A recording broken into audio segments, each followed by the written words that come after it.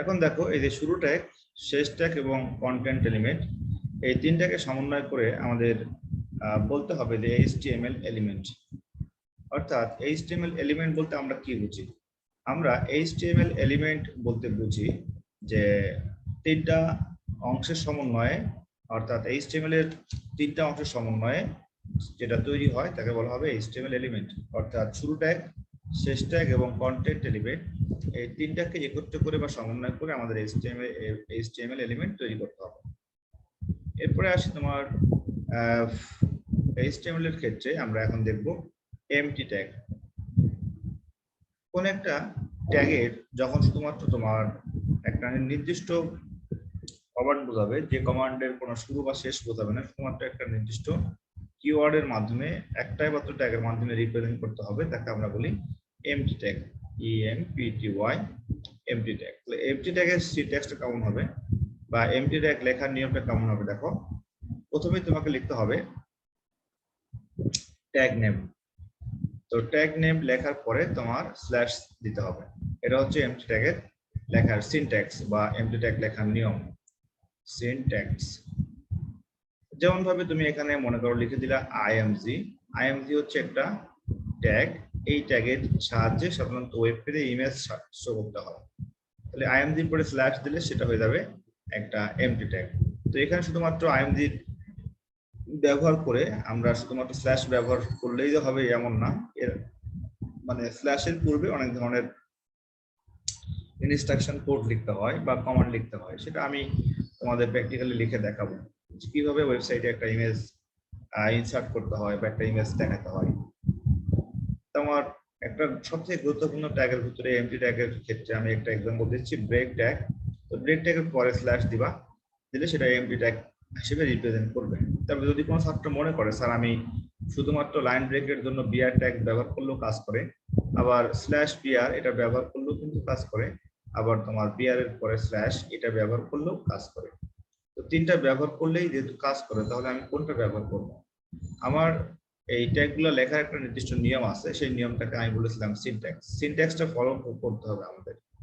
যেমন আমি বাড়ি যাই, আমি বাড়ি যাই, যেমন আমি এই কথাটা বুঝতে পারছি। আবার যদি বলি যে আমি যাই বাড়ি, এটাও আমি বুঝতে পারছি। তাহলে এখানে একটা নির্দিষ্ট সিনট্যাক্স কোনটা, যে আমি বাড়ি যাই। সিমিলারলি ব্রেকটাকে বিআর দিলেও কাজ করে, স্ল্যাশ বিআর দিলেও কাজ করে, আবার বিআর এর পরে স্ল্যাশ দিলেও কাজ করে। এইচটিএমএল এর ক্ষেত্রে তিনটাই কারেক্ট, কিন্তু এই ট্যাগগুলোর লেখার সঠিক সিনট্যাক্সটা হচ্ছে মনে রাখবা যে এমটি ট্যাগের ক্ষেত্রে তোমার ট্যাগ নেম থাকবে, আর ট্যাগ নেমের পরে স্ল্যাশ সাইন দিতে হবে। দেওয়ার পরে তোমার অ্যাঙ্গেল ব্র্যাকেটের মধ্যে রাখতে হবে। অবশ্যই অ্যাঙ্গেল ব্র্যাকেট রাখতে হবে, অ্যাঙ্গেল ব্র্যাকেট না দিলে কিন্তু ওইটা সঠিকভাবে কাজ করবে না। এরপরে আসি আমাদের HTML এর থেকে সবথেকে ইম্পর্টেন্ট টপিকসের মধ্যে, আমরা এখন দেখব ফরম্যাটিং ট্যাগ। লিখে নাও HTML এর formatting tag, FORMATING, HTML formatting tag. প্রশ্ন হচ্ছে যে ফরম্যাটিং ট্যাগ আমরা বলতে কি বুঝি? সাধারণত কোনো লেখাকে বা কোনো টেক্সটকে যখন আমরা নির্দিষ্ট কোনো বৈশিষ্ট্য দিতে চাই, কোনো টেক্সট বা কোনো একটা অক্ষর বা কোনো একটা ওয়ার্ড, টেক্সটকে কোনো টেক্সট বা কোন লেখাকে, অর্থাৎ মনে রাখবা শুধুমাত্র এটা তোমার অ্যালফাবেটের উপরে কাজ করবে, আর অন্য কোনো কিছুর উপরে কাজ করবে না। কোনো টেক্সট বা লেখাকে বৈশিষ্ট্যমণ্ডিত করার জন্য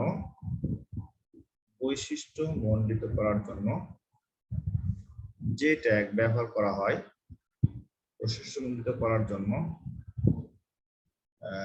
যে ট্যাগ ব্যবহার করা হয়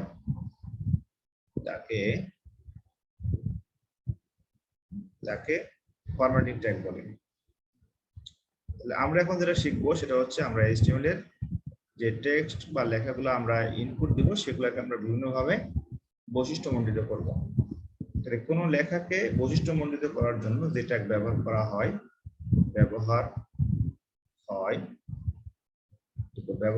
হয় তাকে ফরম্যাটিং ট্যাগ বলে। এরপরে আমরা এই ফরম্যাটিং ট্যাগের একটা লিস্ট তৈরি করি। আমাদের লিস্ট আকারে দেখালে সুবিধা হবে। ফরম্যাটিং ট্যাগের লিস্টের প্রথমে আমরা লিখি হচ্ছে তোমার, আমি একটা টেবিল তৈরি করছি, টেবিলের মাধ্যমে বোঝাচ্ছি।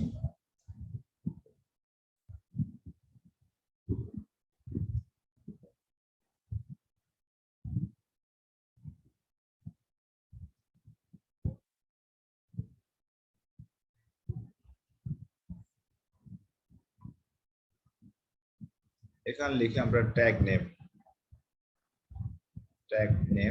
এখানে লিখে হলো ট্যাগ নেম, যেহেতু অনেকগুলো ট্যাগ লিখতে হবে আমি টেবিলের মধ্যে লিখে দিচ্ছি ট্যাগ নেম।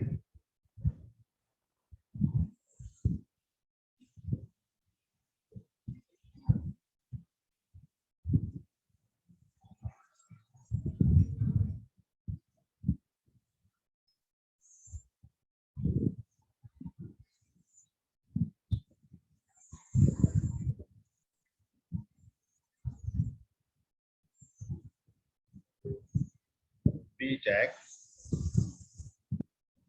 তারপর লিখবো হচ্ছে বিগ ট্যাগ, তারপর লিখবো হচ্ছে স্ট্রং ট্যাগ, তারপর লিখবো স্মল ট্যাগ,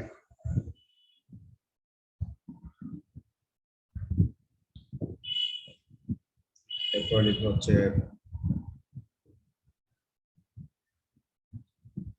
আই ট্যাগ, এরপর লিখবো ইএম। আমি সবগুলো ব্যাখ্যা বলবো। ইএম এর পর লিখবো হচ্ছে তোমার ইউ ট্যাগ, এরপর লিখবো হচ্ছে আইএনএস ট্যাগ, আইএনএস, এরপর লিখবো হচ্ছে তোমার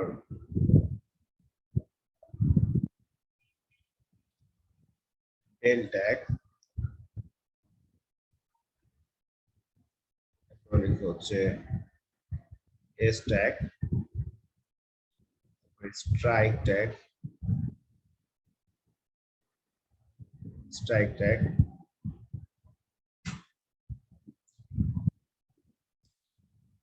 স্ট্রাইকের পর লিখো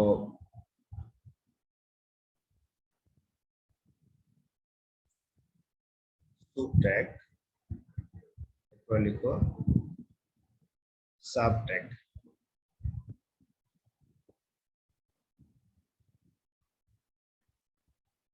অর্থাৎ আমরা HTML এর ফরম্যাটিং ট্যাগের মধ্যে আমাদের এই 13টা ফরম্যাটিং ট্যাগের ব্যবহার সব থেকে বেশি আসে পরীক্ষাতে, এবং বোর্ড এক্সামে এই 13টার বাইরে থেকে এখনো পর্যন্ত ফরম্যাটিং ট্যাগের কোনো ব্যবহার দেখানো হয় না।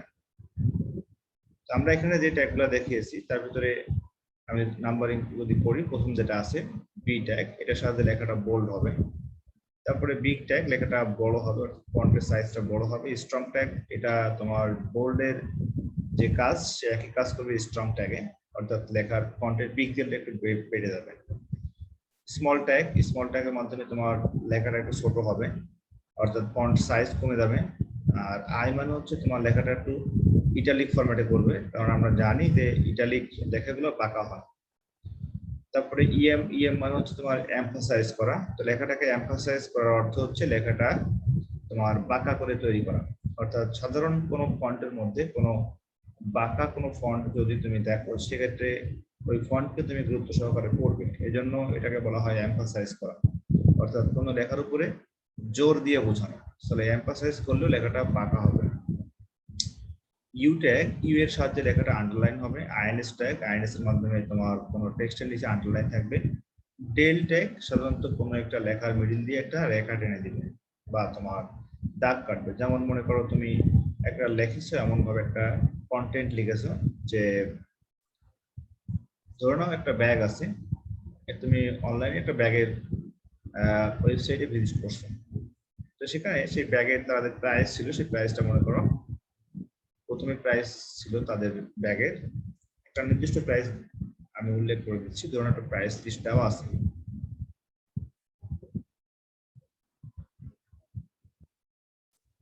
এখন মনে করো এই ব্যাগের প্রাইস ছিল 750 টাকা,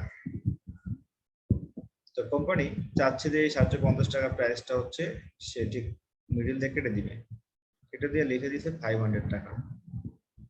এর অর্থ হচ্ছে আমাদের যারা হচ্ছে ক্রেতা, তারা যেন প্রথমে বুঝতে পারে যে আমাদের পূর্বের প্রাইস লিস্টে দেওয়া ছিল 750, কিন্তু কেটে দেওয়া আছে, তারপরে প্রাইস লিস্টে দেওয়া আছে 500। অর্থাৎ এই যে কোনো একটা লেখার মিডিল দিয়ে দাগ দিয়ে কেটে দেওয়া বা একটা হরাইজন্টাল লাইন তৈরি করা, এই সমস্ত কাজগুলা সাধারণত যে ট্যাগ দিয়ে করা হয় সেই ট্যাগের নাম হচ্ছে তোমার ডেল ট্যাগ। শুধুমাত্র ডেল দিয়ে এই কাজ করা হয় না, ডেল এর মাধ্যমে এই যে কাজটা করা হবে, তোমার এস এর মাধ্যমে একই কাজ করা হবে, আর তোমার স্ট্রাইকের মাধ্যমে একই কাজ করা হবে। তাহলে মনে রাখো তিনটা ট্যাগের কাজ একই রকম। একটা হচ্ছে ডেল ট্যাগ, একটা হলো এস ট্যাগ, আর একটা হচ্ছে স্ট্রাইক ট্যাগ। আর তোমার সাবস্ক্রিপ্ট এবং সুপারস্ক্রিপ্ট, এটা হচ্ছে সাধারণত কোনো লেখার উপরে পাওয়ার তৈরি করা।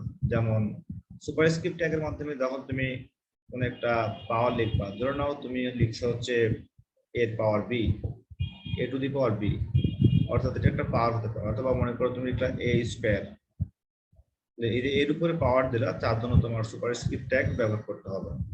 যখন তুমি কোনো একটা লেখার নিচে বেস তৈরি করবা, বেস বলতে যেমন মনে করো পানির সংকেত H2O, অর্থাৎ এখানে 2 যেমন তোমার এইচ এর ঠিক নিচে দেওয়া আছে, এটা হচ্ছে তোমার সাবস্ক্রিপ্ট আকারে আছে, অর্থাৎ এটা একটা বেজের মান দেওয়া আছে 2। সো যখন আমরা কোনো একটা টেক্সটের জন্য সাবস্ক্রিপ্ট দিব, তখন তার জন্য আমরা সাব ট্যাগ ব্যবহার করব। এটা মনে রাখার জন্য মনে রাখিও যে যেমন সাবমার্স মানে নিমজ্জিত বা সাবমেরিন কেবল বা সাবমেরিন, যেমন তোমার এটা থাকে নিচে, তেমনই ভাবে সাব শব্দের অর্থ হচ্ছে এখানে থাকবে বেজ আকারে থাকবে। যেমন আমি যদি বলি কোন সংখ্যার বেস 2, তেমন মনে করো 101 বেস 2, তো এই 2 লেখাটা অবশ্যই নিচে আছে, তার জন্য আমরা এটাকে বলি সাব। অর্থাৎ কোন সংখ্যার বেস তৈরি করার জন্য সাধারণত যে ট্যাগ ব্যবহার করা হয় সেটাকে সাব বলে। আর কোন সংখ্যার পাওয়ার দেওয়ার জন্য, যেমন তুমি মনে করলে একটা a plus b whole square, এই যে পাওয়ারটা দিলা, এই পাওয়ারের জন্য তোমাকে তখন সুপারস্ক্রিপ্ট ট্যাগ ব্যবহার করতে হবে। এছাড়াও আরেকটা ট্যাগ আছে, সেটাকে বলা হয় প্রি ট্যাগ। তো প্রি ট্যাগের ব্যবহারটা খুব বেশি দেখা যায় না, তারপরেও লিখে নিতে পারো, এটা একটা ফরম্যাটিং ট্যাগ। প্রি শব্দের অর্থ হচ্ছে তোমার প্রসেসর, ওয়ার্ড প্রসেসর।